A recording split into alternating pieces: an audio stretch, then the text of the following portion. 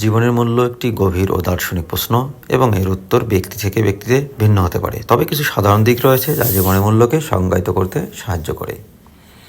অর্থপূর্ণ সম্পর্ক, পরিবার, বন্ধু এবং প্রিয়জনের সাথে গভীর ও সত্যিকারের সম্পর্ক জীবনের মূল্যবোধকে বৃদ্ধি করে। ভালোবাসা, সমর্থন এবং সংযোগ জীবনের একটি বড় অংশ। ব্যক্তিগত বৃদ্ধি ও বিকাশ, নিজেকে উন্নত করা, নতুন জ্ঞান অর্জন করা এবং নিজের লক্ষ্য ও স্বপ্ন অনুসরণ করা জীবনের মূল্যবোধকে বৃদ্ধি করে।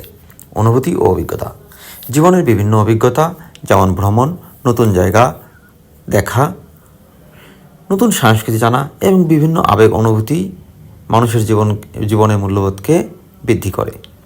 অবদান ও সাহায্য, অন্যের জন্য কিছু করা, সমাজে অবদান রাখা এবং অন্যের জীবনে ইতিবাচক প্রভাব ফেলা জীবনের মূল্যবোধকে বৃদ্ধি করে।